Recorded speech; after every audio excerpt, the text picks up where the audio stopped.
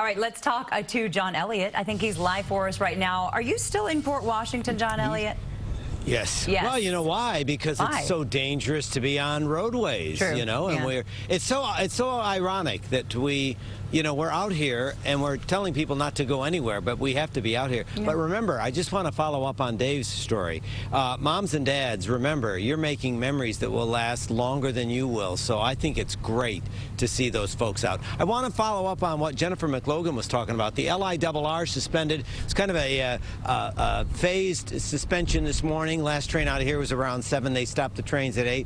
But I learned from Conductor Joe that you're going to see a lot of trains today. They still have to run the trains today because they need the friction on the rails because they have something called slick ice, what we refer to as black ice. Can't see it, but it has to be dealt with. And then they use alcohol or something called Darth Vader, which is a big machine they have that just keeps these tracks cleared. So I've been promising folks tips on how to take better snow pictures, and it starts with your heart. So if you're using your phone to take some snow pictures, here are some simple tips. First off, and you can see on the list there, shoot unusual spots. One of the best snow pictures I ever took was a bike rack that had been covered in snow. With the kind of wind we have and the kind of snow we have, you can get great shots of unusual things you normally wouldn't take a picture of are works of art with snow.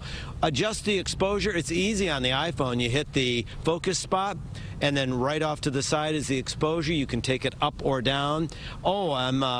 Use props. I'll circle back to that. Burst mode, that's what you need when Dave Carlin is going down a hill, because a burst mode will give you that quick sequence of shots, and you can get the one that absolutely perfectly captures the terror in Dave's face as he hits the big hill. And then close up.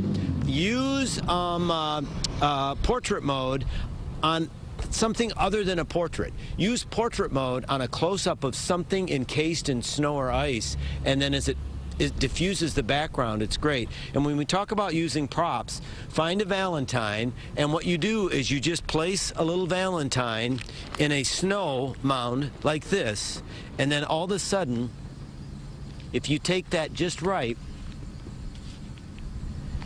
and then you can somehow frame that, and you're on a one-way street to love.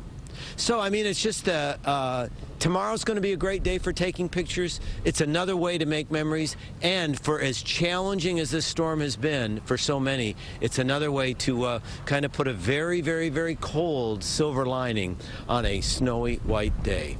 Back to you guys. A one-way street to love. That's a song title if I've ever heard one. Quite a setup for that, too. Well, maybe a country song. I don't know. Hey, but we'll see. don't discriminate. We'll get a pickup truck. Yes. Yeah, excellent. All right. Thank you, John. Thank you, John.